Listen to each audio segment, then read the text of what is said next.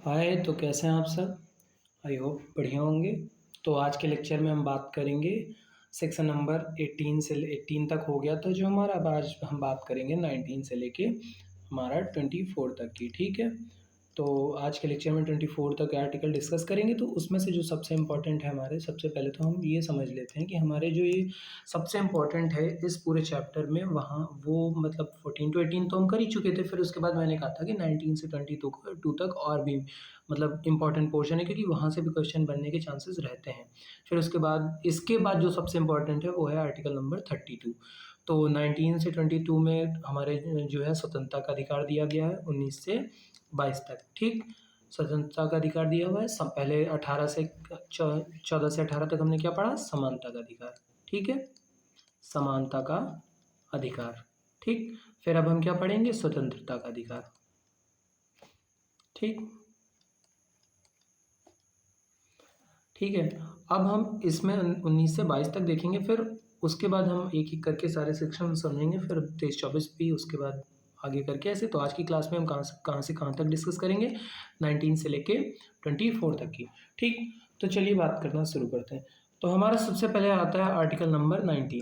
कितना? Article number 19। हमारा article number 19 क्या बात करता है? राइट टू फ्रीडम, यानी स्वतंत्रता का अधिकार। अच्छा, हमें कितनी तरीके की स्वतंत्रताएं मिलती हैं? हमें जो हमारा संविधान है वो कितनी तरीके की स्वतंत्रता देता है? 6। पहली कौन सी?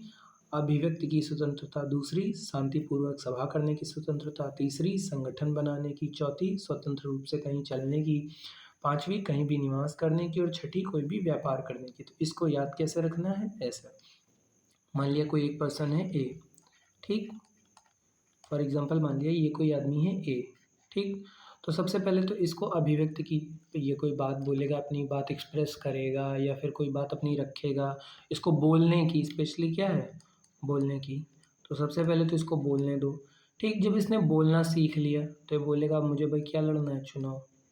क्योंकि चुनाव तो आप तभी लड़ोगे ना जब आप बोल पाओगे।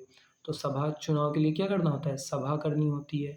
सभा करके वो बुलाएगा 8-10 लोग को, भाई मैं चुनाव लड़ने वाला हूँ, अपनी सभा वभा बिठाएगा। फिर सभा सभा तो बन गई। फिर जो सभा में लोग आएंगे वो बोलेंगे इसको क्या, कि चलो एक संगठन बनाते हैं। मान लिया उसने बनाया कोई भी संगठन ABC, ठीक। इसने संगठन का नाम रखा ABC, ठीक। अब ABC संगठन के लोग हो गए। फिर क्या करेंगे लोग? चुनाव के लिए प्रचार करने भी जाएंगे। तो सबसे पहले क्या हुआ? बोलने की यानी अभिव्यक्ति की। फिर दूसरा है शांतिपूर्वक सभा करने की। चुनाव के लिए इन्होंने सभा, ठीक। फिर सभा के लिए क्या बनाएंगे? पार्टी बनाएंगे। तो संगठन बनाने की। फिर क्या होगा? संगठन के लिए प्रचार करेंगे, ठीक। तो यहाँ पे लिख लो ऐसे, सभा। सभा के बाद क्या होगा? संगठन, क्योंकि बना ली तो संगठन भी यूज करेंगे। उसके बाद चलने की। उसके बाद मान लिया फिर ये लोग प्रचार करेंगे। तो प्रचार करने के बाद ये मान लिया कहीं किसी भी कॉन्स्टिट्यूएंसी से जीत गया, ठीक। किसी भी कहीं किसी भी जगह से जीत गया। जीतने के बाद प्रचार किया, इसने जीत गया। अब जीतने के बाद कह रहा है भाई कि मान लिया वो असेंबली के चुनाव थे, तो उसने मान लिया लड़ा अपना इलेक्शन कानपुर से, ठीक। अब कानपुर से उसने इलेक्शन लड़ा, लेकिन उसको तो विधानसभा कहाँ पे? लखनऊ में है। अब मान लिया उसको रोज़ लखनऊ आना जाना पड़ रहा है अपने कार्यों के लिए। तो वो क्या बोलेगा कि भाई ऐसा करता हूँ, मैं यहीं रह जाता हूँ, यहीं पे रह जाता हूँ। तो यहाँ पे क्या करेगा? वो पहले घर बनवाएगा। तो घर बनवाने के लिए यानी कहीं भी निवास करने की। तो यहाँ से क्या याद रखेंगे? कहीं भी निवास करने की, ठीक। और फिर लास्ट में क्या आता है कि कोई भी व्यवसाय, मान लिया वो यहाँ रहने लगा, फिर उसका 5 साल का टेन्योर ख़त्म हो गया। तब ऐसा तो है नहीं कि ऐसे ही बहुत ईमानदार नेता था, ऐसा मान लो। तो वो क्या करेगा? यहाँ पे एक मान लिया अपनी दुकान खोल लेगा छोटी सी, काहे की? चाय की। तो वो क्या करेगा? उसको व्यवसाय की स्वतंत्रता, काहे की? व्यवसाय की स्वतंत्रता, ठीक। ये 6 स्वतंत्रताएं हम याद रखेंगे ऐसे, है ना। अब इसमें हम थोड़ा सा एक एक करके सबकी बात करते हैं, ठीक। चलिए एक एक करके शुरू करते हैं। तो सबसे पहले हमारा freedom of speech and expression. Speech and expression, यानी किसकी? अभिव्यक्ति की स्वतंत्रता। किसकी? अभिव्यक्ति की स्वतंत्रता। ठीक, चलो बात करते हैं अभिव्यक्ति की स्वतंत्रता। तो जो हमारा भारत का कोई भी नागरिक है, तो जो हमारा संविधान है वो भारत के प्रत्येक नागरिक को ये अधिकार देता है कि वो अपने किसी भी तरीके के मामले को या किसी भी वस्तु को लिख सकता है, बोल सकता है।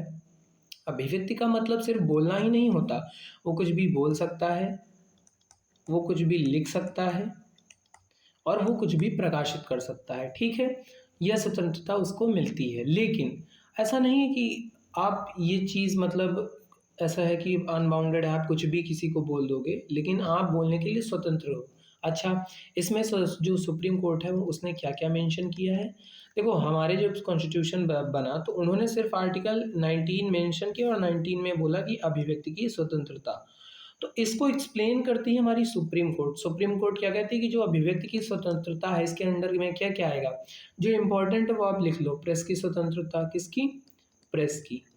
फ्रीडम ऑफ प्रेस, कि अगर प्रेस ने आपके अगेंस्ट में कुछ लिखा है तो आप उसको दबा नहीं सकते हो कि भाई तुमने मेरे अगेंस्ट में क्यों लिख दिया, क्योंकि वो उसका फंडामेंटल राइट है। ठीक, उसके बाद जो हमारा है फ़ोन टैपिंग के अगेंस्ट अधिकार, कि आप किसी का फ़ोन टैप नहीं करवा सकते, वो जो है वो उसका फंडामेंटल राइट्स है। वो फ्रीडम ऑफ एक्सप्रेशन, क्योंकि वो किसी से बोल रहा है, बात कर रहा है, तो उसको वो राइट है कि वो अपनी जो फ्रीडम है उसको यूज करे। ठीक, तो वो अपनी स्वतंत्रता उसका हनन हो जाएगा, तो किसका फ़ोन टैप नहीं करा सकते। तीसरी चीज़ है कि किसी राजनीतिक दल या संगठन द्वारा आयोजित बंद के खिलाफ अधिकार। ठीक, फिर सरकारी गतिविधि की जानकारी का अधिकार। ठीक है, शांति का अधिकार, किसका? शांति का अधिकार, शांति का अधिकार। ठीक, तो प्रति व्यक्ति को क्या है कि अभिव्यक्ति की तो आज़ादी है, लेकिन उसको साथ में शांति का भी अधिकार है।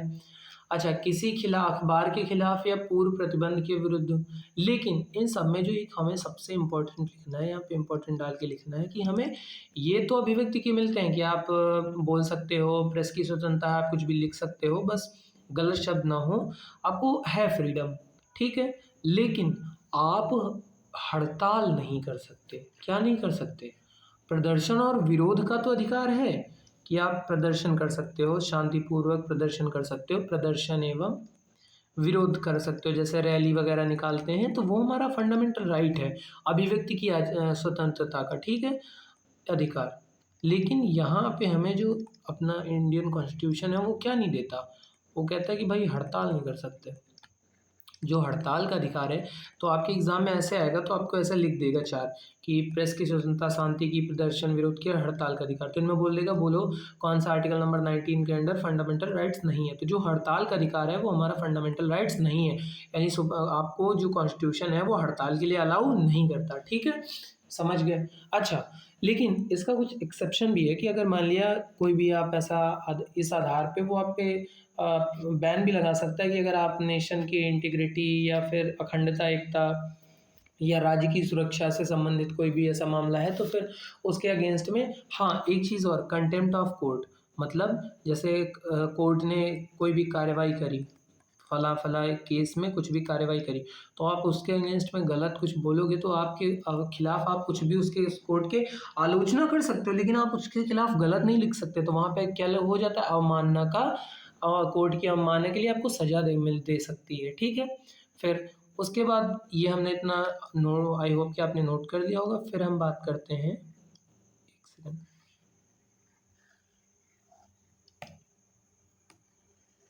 ठीक, इसको नोट कर लेना। अब हम बात करते हैं दूसरा अपना, शांतिपूर्वक सभा करने का अधिकार। ठीक, तो हमारा जो इंडियन कॉन्स्टिट्यूशन है वो सबको क्या देता है कि आप कहीं भी शांतिपूर्वक सभा कर सकते हैं।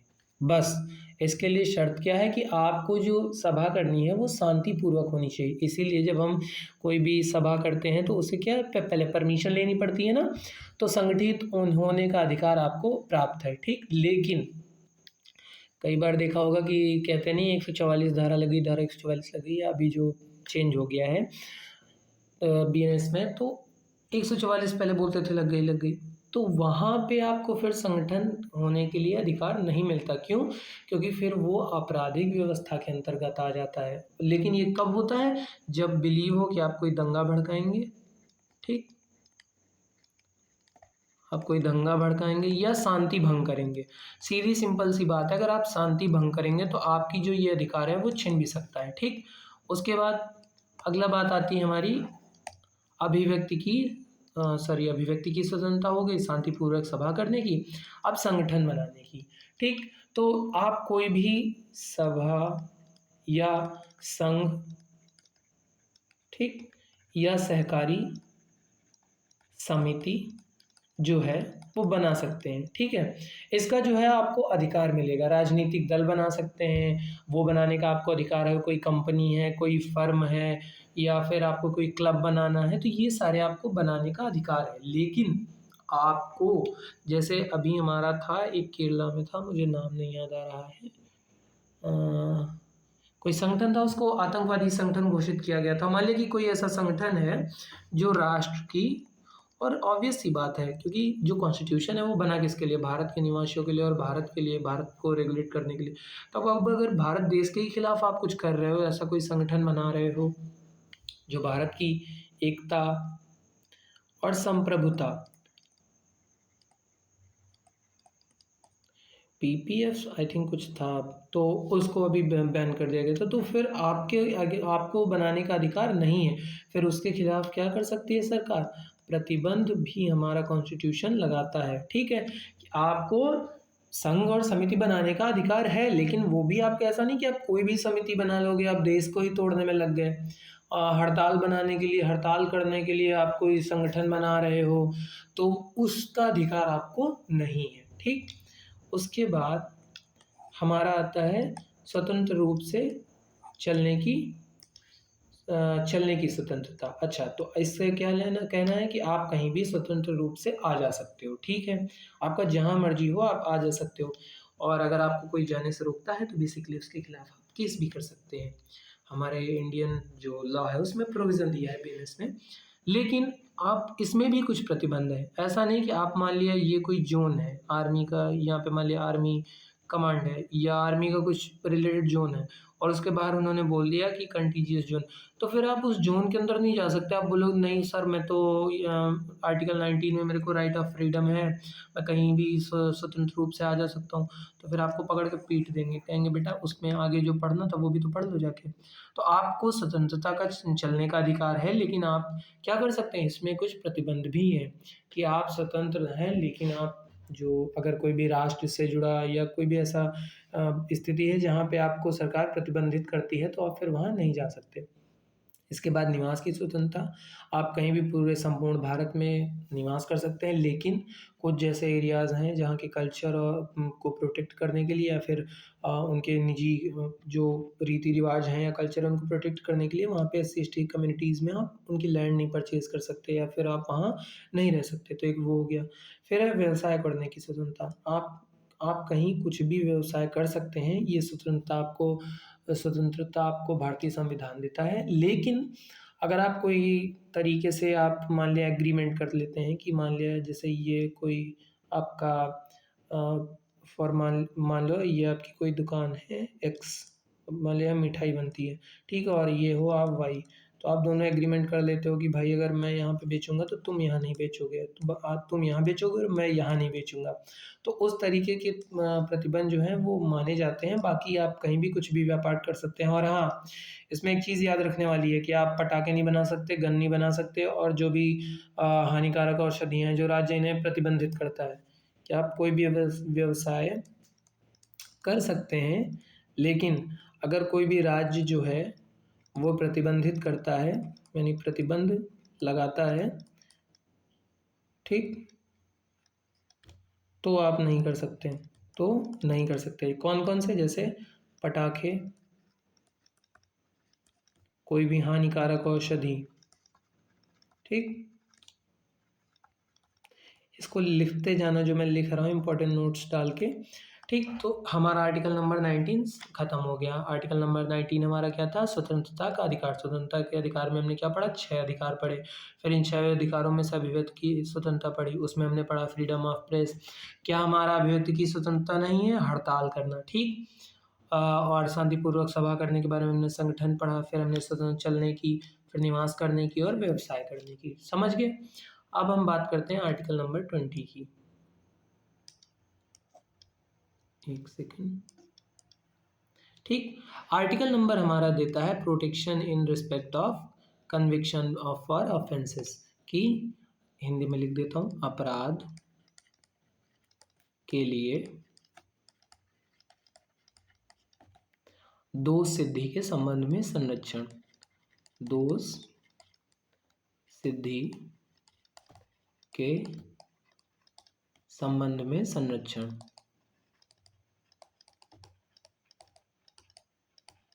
ठीक, अच्छा, जैसे आप कोई अपराध करते हैं तो उसके दोष सिद्ध के संबंध में कुछ संरक्षण जो है वो हमारे भारतीय संविधान द्वारा दिए गए हैं। ठीक है, तो हम इसको याद कर लेंगे। इसको हो सके तो आप इंग्लिश में ही याद कर लो, क्योंकि पेपर में क्या होता है इंग्लिश में ही पूछा जाता है, तो आप इजी रहेगा आपके लिए याद करना।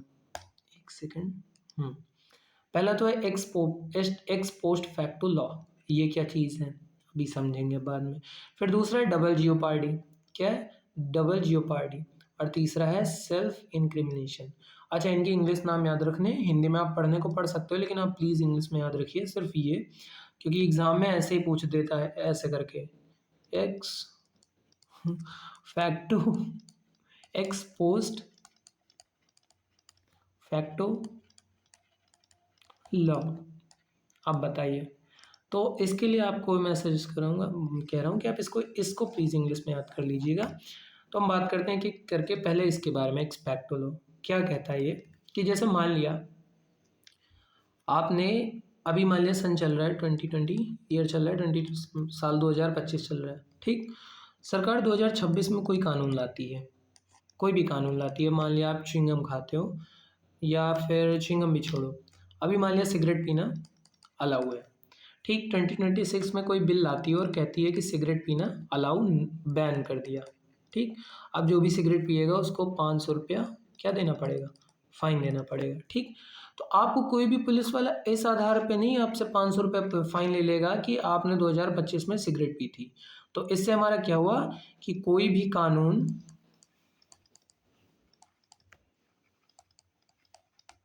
किसी व्यक्ति को सजा तभी देगा जब से वह लागू हो, उससे पूर्व किए गए कृत्य के लिए नहीं। ठीक, क्या समझे? एक्स पोस्ट फैक्टो लॉ, कि अगर कोई भी कानून जो अभी बना है तो वो किसी भी जो पहले किया गया काम है उसके लिए सजा नहीं देगा। फिर आता है हमारा दूसरा डबल जियोपार्डी। क्या? Double jeopardy. ठीक, अब मान लीजिए 2026 चल रहा है, सिगरेट गवर्नमेंट ने कर दी बैन, सिगरेट कर दी बैन। अब मान लिया एक आदमी है, ठीक, इसने पी ली सिगरेट, इसका पहले तो मुंह बनाते हैं, बढ़िया सी आग, हाँ ठीक है बन गई। अब मान लिया इसने सिगरेट पी ली बच्चा, ठीक है, इसका ये धुआं निकल रहा है सब तो इसे जब सिगरेट पी ली, तो अब सिगरेट पी ली, इसको एक पुलिस वाला देख रहा था भाई ऐसे चश्मा लगा के, और इसने देखा, इसने कहा चलो भाई 500 रुपये दो, इसने दे दिया। ठीक, फिर यहाँ से एक दूसरा पुलिस वाला आया, इसने तो सिगरेट फेंक दी। इसने क्या किया, मान लिया यहाँ पर रिकॉर्डिंग भी लगी हुई है कि इसको फाइन, इससे 500 रुपये ले लिया, यहाँ सीसीटीवी रिकॉर्डिंग हो रही थी, ये आया, इसने रिकॉर्डिंग में देखा भाई इसने सिगरेट पी 5 मिनट पहले, ये इसके पास आएगा बोलेगा 500 रुपये दो, तो ये कह सकता है कि भाई मेरे को इंडियन कॉन्स्टिट्यूशन ने ये दे रखा है राइट कि डबल जियोपार्डी, यानी डबल जियोपार्डी क्या कहता है, इसको ये सब फालतू की कलाकृति साफ करेंगे और समझेंगे कि एक ही व्यक्ति को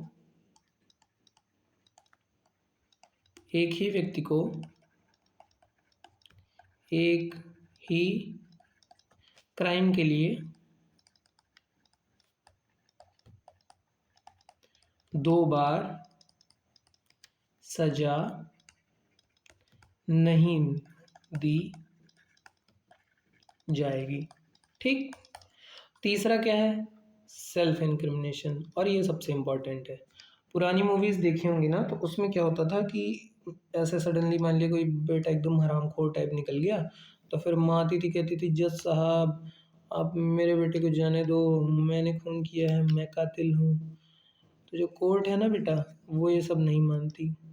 हमारा कॉन्स्टिट्यूशन क्या कहता है कि आप स्वयं के खिलाफ गवाही नहीं दे सकते। क्या नहीं कर सकते? नहीं दे सकते, यानी नहीं बोल सकते जज साहब मैंने ही, विरुद्ध साक्षी नहीं हो सकते। मैं गवाही कह रहा हूँ, एक सेकेंड, साक्षी नहीं हो सकते।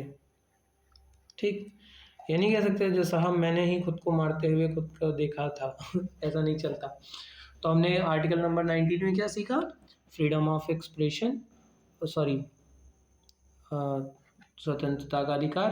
फिर 20 में हमने देखा protection in respect of conviction of offences, अब यानी कि अपराध के लिए दोषित के संबंध में संरक्षण। अब हम देखेंगे आर्टिकल नंबर 21। कितना? 21।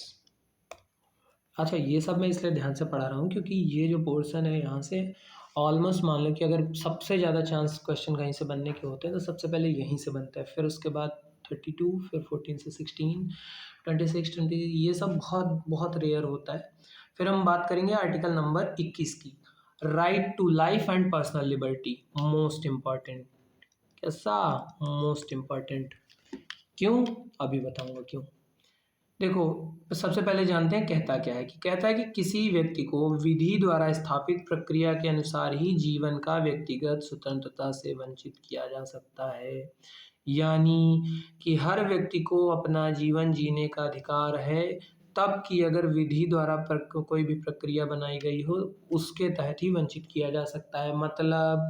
मतलब ये कि अगर आपने विधि ने प्रक्रिया बनाई कि कोई किसी का अगर एसिड फेंकेगा या फिर कोई भी मान लिया किसी लड़की पे एसिड फेंका, तो फिर कोर्ट ने उसको मृत्युदंड दे दिया। क्या दे दिया? Death punishment. क्या दे दी? Death punishment. ठीक, तब तो भाई उसको क्या होगा, ऐसे आदमी है गंदा सा एकदम, इसको ऐसे गले में लटकाए फंदा, फिर इसको लटका दिया। ठीक, तो इसका जीवन तभी लिया जा सकता है जब विधि द्वारा स्थापित प्रक्रिया के अनुसार। अदरवाइज किसी के भी जीवन की आप मतलब आपको अपना जीवन निर्बाध रूप से जीने का अधिकार है। ठीक, कि आपको जो जीवन जीने का अधिकार है ये आपसे कोई भी नहीं छीन सकता। इतनी बात क्लियर हो गई। यहाँ तक तो सब ठीक था, लेकिन यहाँ पे आता है हमारा सुप्रीम कोर्ट। वो कहता है हम तुमको बताएंगे कि पहले ये बताएंगे कि जीवन जीने का जो अधिकार है उसमें प्राणों का अधिकार इसमें आता क्या क्या है। तो कोर्ट ने कहा हम तुमको बताएंगे, तुमको क्या पता है। तो फिर कोर्ट ने क्या क्या बताया? कोर्ट ने कहा कि हमारा जो प्राण का अधिकार है या जो हमारा प्राण और दैहिक स्वतंत्रता है इसमें क्या क्या आएगा? प्राण एवं दैहिक स्वतंत्रता। ठीक है, उन्होंने कहा हम तुमको बताएंगे इसमें क्या क्या है। ये सारे आप नोट कर लेना, है तो वैसे 35 और भी ज़्यादा, लेकिन आपको इम्पोर्टेंट दिखाई दे रहा हूँ तो आप ध्यान से सुन लेना। पहला तो कि मानवीय प्रतिष्ठा के साथ जीने का अधिकार।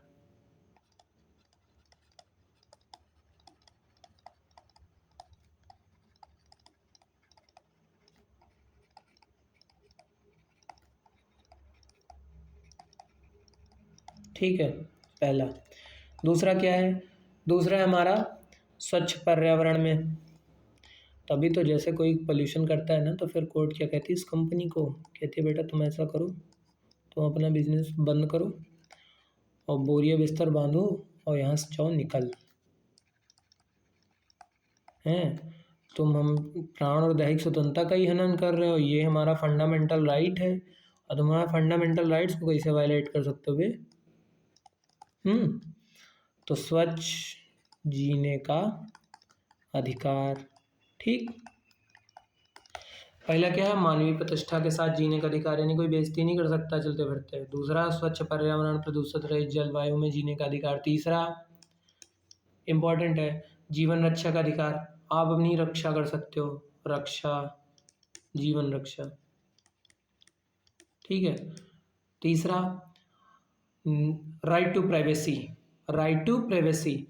तो जो हमारा सुप्रीम कोर्ट है वो बोलता है कि जो प्राइवेसी है किसी भी पर्सन की, वो उसका फंडामेंटल राइट है, आप उसको वायलेट नहीं कर सकते हो। फिर उसके बाद जैसे हमारा स्वास्थ्य का अधिकार हो गया, कि सबको जो है वो अच्छा स्वास्थ्य जो है वो मिले, उसका वो क्या है, फंडामेंटल राइट है।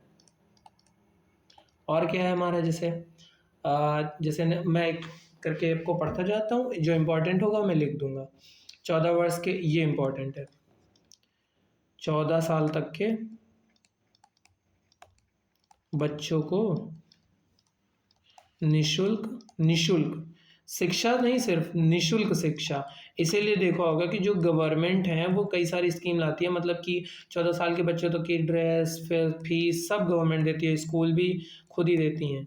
तो क्या है हमारा कि 14 साल के बच्चों को क्या हो गया, निःशुल्क शिक्षा का अधिकार। और क्या ऐड कर सकते हैं हम, जैसे अकेले कारावास में बंद होने के विरुद्ध अधिकार, त्वरित सुनवाई का अधिकार, और हथकड़ी लगने के विरुद्ध अधिकार, एवं अवमानवीय व्यवहार के अगेंस्ट में आपका राइट। फिर देर से फांसी के विरुद्ध अधिकार, विदेश यात्रा करने का अधिकार, हाँ कि आप विदेश जाना चाहते हो तो आप जाओगे, आपको कोई नहीं रोकेगा।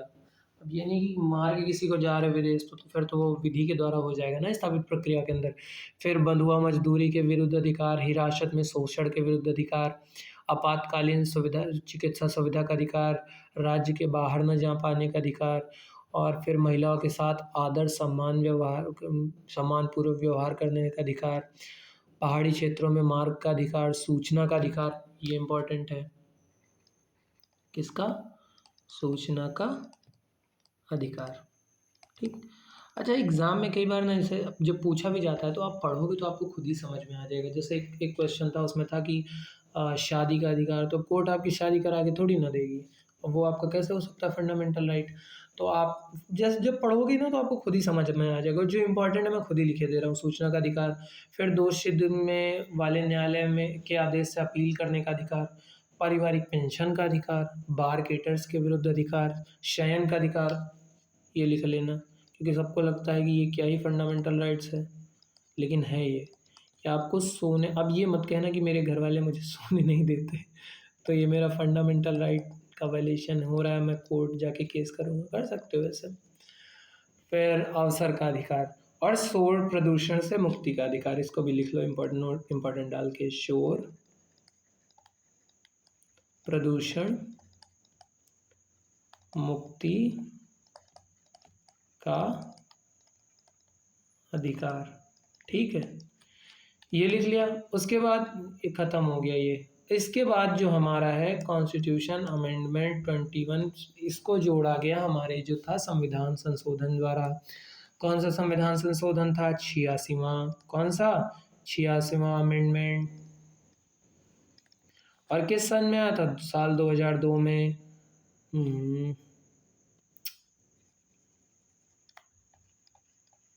ठीक, तो हमारा जो 86वां संविधान संशोधन था, उससे जो हमारा अनुच्छेद 21 था, उसमें क्या जोड़ा गया कि राज्य 6 से 14 वर्ष तक के सभी बच्चों को निःशुल्क और अनिवार्य शिक्षा प्रदान करेगी। क्या करेगी, 6 से लेकर 14 साल के बच्चों को निःशुल्क शिक्षा प्रदान करेगी। अगर आप 6 से 14 साल तक के हैं, जो कि आई होप आप नहीं होंगे, अगर आपके माता पिता आपको नहीं पढ़ने भेजते हैं, आपकी शिक्षा नहीं कराते हैं, तो फिर आप अपने पेरेंट्स के अगेंस्ट केस कर दीजिए, एक अच्छा वकील हायर करिए। तो आप ये याद रखेंगे, ठीक है। तो क्या है हमारा आर्टिकल 21 में, राइट टू एजुकेशन, यानी हर 6 से 14 वर्ष तक के सभी बच्चों को निःशुल्क शिक्षा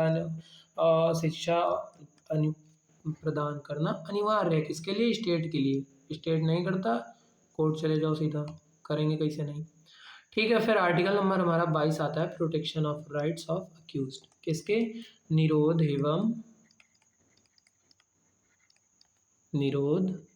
एवं गिरफ्तारी में संरक्षण। जब हमारा देश आज़ाद हो रहा था तो सबसे बड़ी प्रॉब्लम जानते हो क्या थे? कभी किसी को उठा के डाल दिए, फिर पता ही नहीं कहाँ चला गया। उसको कोई भी स्वतंत्रता सेनानी था हमारा, उसको ऐसे बिना जबरन पकड़ लेते थे, पकड़ के उसको जेल में बंद कर देते थे। फिर वो भाई बंद है तो बंद है, पता ही नहीं कहाँ चला गया। तो फिर जो हमारा था उन्होंने क्या किया, आर्टिकल नंबर 22 इंसर्ट किया कि हमारे देश के किसी भी नागरिक के साथ ऐसा ना हो। तो सबसे पहला तो जिसको गिरफ्तार किया क्या है कि निरोध एवं गिरफ्तारी से संरक्षण, आर्टिकल नंबर 22 क्या कहता है कि गिरफ्तारी के कारणों को जानने का अधिकार, कि जिस व्यक्ति को गिरफ्तार किया जा रहा है तो सबसे पहले उसको रीजन बताना होगा, फिर वकील से परामर्श करने का अधिकार, ठीक, और निवारक निरोध से सीमित सुरक्षा। अच्छा, यहाँ से समझते हैं। सबसे पहले तो जैसे किसी मान लो इंसान को गिरफ्तार करोगे तो उसको पहले पूरी जानकारी दोगे कि क्यों गिरफ्तार कर रहे हो। जब आप सीआरपीसी इन फ्यूचर कभी लॉयर बने और पढ़ा तो आप जानोगे वहाँ पे कि उसका पूरा एक प्रोसीजर होता है किसी को गिरफ्तार करने का। तो उसमें क्या है कि सबसे पहले गिरफ्तारी के आधार पर सूचना देने का अधिकार, ठीक है। उसके बाद है कि विधि से परामर्श और विधि व्यवसाय से, यानी आप वकील अपना चुन सकते हैं और उससे परामर्श। तीसरी चीज़ है कि आप जिसको गिरफ्तार करोगे उसको 24 आवर में आप डिस्ट्रिक्ट मजिस्ट्रेट के सामने पेश करोगे ही करोगे। आप 24 घंटे से ज़्यादा किसी को गिरफ्तार नहीं कर सकते बिना किसके। जब आप किसी को गिरफ्तार करते हो तो आपको 24 घंटे के अंदर मजिस्ट्रेट को पेश करना होता है, फिर उसका आपको रिमांड मिलती है जितने दिन की आपको दी जाए। तो उस आधार पे आप गिरफ्तार किसी को 24 घंटे से ज़्यादा आप बिना मतलब मजिस्ट्रेट के सामने पेश किए नहीं रख सकते, ठीक है। अब इसके बारे में आगे आपसे लास्ट में डिस्कस करूँगा थोड़ी चीज़ें, जब ये चैप्टर पूरा ख़त्म हो जाएगा, ठीक। अच्छा इसके कुछ एक्सेप्शंस हैं, वो आप समझ लो ध्यान से। कि जैसे क्या हुआ कि जो माननीय संसद और विधानमंडल दोनों ने अपनी आवश्यकताओं की पूर्ति सुनिश्चित करने के लिए कुछ कानून बनाए, जिसे निवारक निरोधक कानून कहा गया। क्या कहा गया? निवारक निरोध कानून, ठीक है। अच्छा, ये क्या करती है? संसद में बनाए, क्योंकि देखो ऐसा है कि हम कई बार मानते हैं ये चीज़, इसका मिसयूज़ भी होता है कि कोई भी सरकार है, उसने किसी को गिरफ्तार, मान लिया कोई आदमी दंगा करने वाला है तो उसको गिरफ्तार कर लिया। तो अब मान लिया गिरफ्तार हो गया और फिर उसको कई दिन हो गए नहीं छोड़ा जा रहा, नहीं छोड़ा जा रहा। तो गवर्नमेंट कई बार तो सही पर्पज़ के लिए भी इसको यूज़ करती है, लेकिन कई बार गलत पर्पज़ के लिए भी यूज़ करती है। लेकिन जैसा भी जो भी है, तो हमारा फंडामेंटल राइट्स में से कुछ जो हैं वो निवारक निरोधक कानून भी बनाए। जैसे एक था मीसा, जो लालू जी की बिटियां हैं मीसा, उनका नाम इसी एक्ट के नाम पे पड़ा था। ये आया था 1971 में। इसका फुल फॉर्म क्या है? आंतरिक सुरक्षा अधिनियम, इंटरनल सिक्योरिटी एक्ट, ठीक। तो उसके बाद है नासा ने राष्ट्रीय सुरक्षा अधिनियम, नेशनल सिक्योरिटी एक्ट। उसके बाद है आतंकवादी और विध्वंसक क्रियाकलाप निवारण अधिनियम टाडा, जो 1985 में आया, फिर 1995 में ख़त्म कर दिया गया मुंबई में टाडा के केसेस आपने कई सारे सुने होंगे। फिर एक है यूएपीए, सबसे इम्पोर्टेंट यूएपीए। ये क्या होता है? इसमें है कि गैर कानूनी गतिविधियों की रोकथाम का अधिनियम। क्या? गैर कानूनी गतिविधियों और रोकथाम अधिनियम, ठीक बेटा। अच्छा, इसको समझेंगे। अधिनियम यूएपीए क्या था? यूएपीए आया था, इसमें संशोधन भी हुआ, 4 में हुआ, 8 में हुआ, 12 में हुआ। अगर मान लिया कहीं पे यूएपीए गवर्नमेंट लगा देती है तो उसमें आप बिना किसी जानकारी, आप कुछ नहीं पूछेंगे, आप किसी पे शक है कि ये आदमी कोई गैर कानूनी कार्य करेगा या कुछ ऐसी सब गतिविधियों में संलिप्त है, तो आप उसको बिना कुछ पूछे आप उसको उठा सकते हैं और उठा के आप जेल में बंद कर सकते हैं या हाउस अरेस्ट कर सकते हैं। कितने समय के लिए? कंफर्म नहीं, आप बस उसको ऐसा कर सकते हैं, ठीक।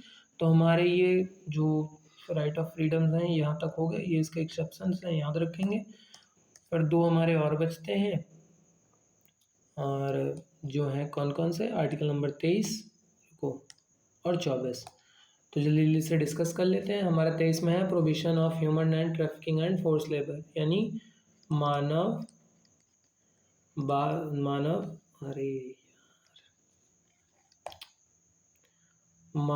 दुर्व्यापार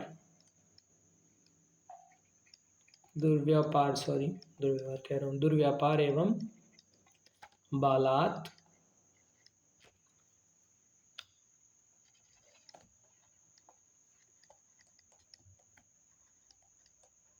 श्रम का निषेध।